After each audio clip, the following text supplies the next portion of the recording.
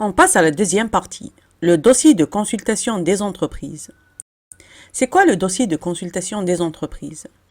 Pour pouvoir consulter des entreprises et recevoir des offres, le maître d'ouvrage établit un dossier qu'il va mettre à la disposition des entreprises. Ce dossier est appelé le dossier de consultation des entreprises et qu'on abrège habituellement en DCE. On peut définir le dossier de consultation des entreprises comme suit. Le DCE est l'ensemble des documents qui définissent le besoin et les attentes du maître d'ouvrage. Il fixe de manière définitive les caractéristiques techniques du projet.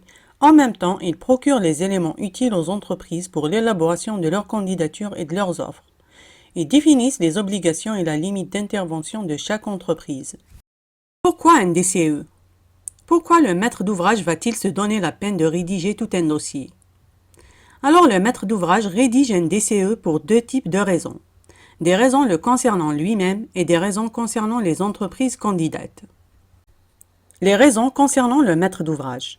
Alors pour le maître d'ouvrage, le DCE va servir à définir les besoins, décrire les modalités de la procédure, évaluer les offres des candidats et de choisir l'entreprise qui répond à ses attentes sur le plan estimatif du projet, sur le plan qualité et sur le plan délai. Garantir le respect de la réglementation, garantir que la concurrence est libre et honnête entre les entreprises, garantir un choix impartial de l'entreprise, aucune entreprise ne recevra un traitement spécial. Enfin, le DCE va servir au suivi des travaux et le bon déroulement du chantier. Les raisons concernant les entreprises ou les prestataires. Le dossier de consultation des entreprises donne aux entreprises candidates l'ensemble des informations du projet, à savoir les règles administratives et les règles techniques que les candidats doivent respecter durant la préparation de l'offre, pendant la consultation, durant la réalisation des travaux si l'entreprise obtient le marché. Le DCE permet aux entreprises de préparer leur réponse au marché, c'est-à-dire préparer leurs offres techniques en se basant sur des informations contenues dans les documents du DCE, tels que la nature des travaux, les lots proposés et les lots auxquels elles peuvent prétendre, le délai de dépôt des offres, les plans d'exécution, le planning prévu pour les travaux et plein d'autres informations. Qui s'occupe de la rédaction du DCE? La rédaction du dossier de consultation des entreprises doit être faite par un professionnel qui a des compétences techniques, juridiques et une bonne compréhension du domaine de la construction. Alors le DCE est rédigé soit par le maître d'ouvrage lui-même, c'est là les compétences professionnelles, soit par le maître d'œuvre, soit par le technicien économe. Parfois, un juriste participe à la rédaction du DCE en collaboration avec l'un des professionnels déjà cités. C'est-à-dire, le DCE sera rédigé en collaboration entre un juriste et le maître d'ouvrage, un juriste et le maître d'œuvre ou un juriste et le technicien économe. On arrive au dernier point de cette vidéo. Les documents constituant un dossier de consultation des entreprises. D'une manière générale, chaque dossier de consultation des entreprises DCE doit contenir les documents suivants. Le premier document, l'avis d'appel à la concurrence.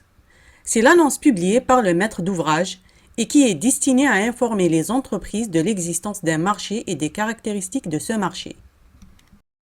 Le règlement de consultation RC. C'est le document qui fixe les règles propres à cette consultation. C'est un document non contractuel, mais qui est d'une grande importance pour la réussite de la consultation. Que ce soit pour le maître d'ouvrage qui va donner au candidat, à travers ce document, toutes les informations nécessaires concernant le projet et les règles à suivre. Et pour les entreprises candidates qui vont se servir de ce document pour préparer une offre solide capable d'obtenir le marché. Parmi les informations ou les articles qu'on retrouve dans un RC, on a des articles relatifs à l'acheteur, c'est-à-dire au maître d'ouvrage. On retrouve son nom, son adresse et le type de l'acheteur. Des articles relatifs à la consultation, on retrouve l'objet du marché, la description du projet, le lieu du projet, des informations liées à l'allotissement, la durée du marché et les conditions relatives au marché. Des articles relatifs à l'appel à la concurrence, on retrouve le type de la procédure, l'adresse de retrait des dossiers d'appel d'offres, l'adresse à laquelle les offres doivent être envoyées, le délai minimal pendant lequel le soumissionnaire est tenu de maintenir son offre, la composition du dossier d'appel à la concurrence. Des articles relatifs aux candidats, où on retrouve les conditions requises des concurrents, les conditions de participation qui sont le statut juridique, la capacité professionnelle, la capacité économique, la capacité financière et la capacité technique des entreprises. Des articles relatifs à l'offre des entreprises où on retrouve les modalités de remise des candidatures ou des offres, la liste des pièces justifiant les capacités et les qualités des concurrents, le contenu et présentation des dossiers des candidats. L'acte d'engagement, c'est le document qui sera signé par l'entreprise retenue pour réaliser les travaux du marché. Par sa signature, l'entreprise s'engage à effectuer les prestations demandées pour un certain prix dans un délai déterminé. Les cahiers de charges. On distingue les cahiers généraux et les cahiers particuliers. On commence par les cahiers généraux.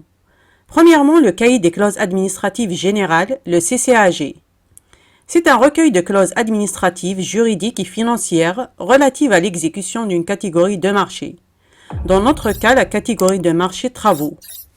Il est utilisé dans la rédaction de certaines parties du contrat et complète les clauses du CCAP, le cahier des clauses administratives particulières.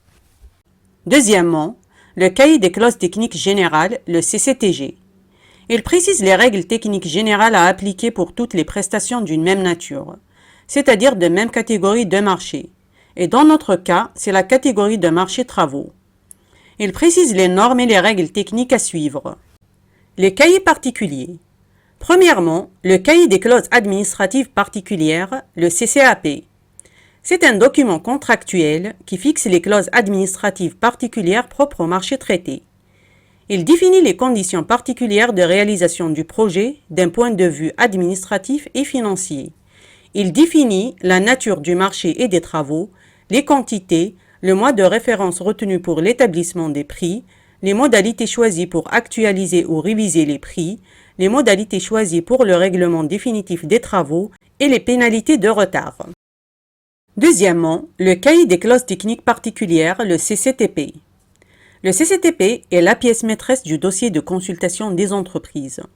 C'est un document contractuel qui rassemble toutes les clauses qui fixent les dispositions techniques propres au marché traité et qui seront respectées lors de la réalisation du projet.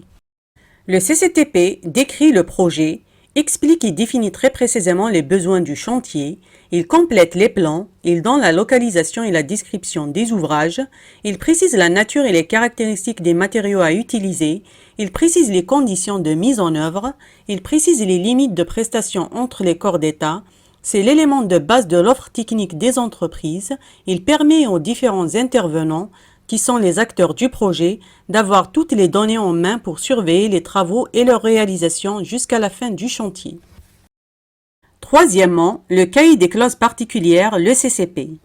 Il arrive dans un dossier de consultation des entreprises que le maître d'ouvrage regroupe les documents particuliers, administratifs et techniques en un seul document synthétique qu'on appelle le cahier des clauses particulières. Alors le cahier des clauses particulières, le CCP, est un document qui regroupe les clauses administratives et techniques particulières propres à un marché. Dans un dossier de consultation des entreprises, on retrouve aussi les pièces relatives au prix, qui sont la décomposition du prix global et forfaitaire DPGF, le bordereau des prix unitaires BPU, le détail quantitatif estimatif. Les pièces graphiques, qui sont les plans relatifs au projet, à savoir les plans d'architecture comme le plan de masse, les plans des différents niveaux, les coupes, les plans techniques comme les plans d'exécution et les plans relatifs aux différents corps d'État. Les rapports, parmi lesquels on peut citer le rapport d'études géotechniques, le rapport du contrôleur technique, les notes de calcul. On termine la liste des documents d'un dossier de consultation des entreprises par le plan général de coordination, qui est un outil de prévention, de sécurité et de protection de la santé sur le chantier.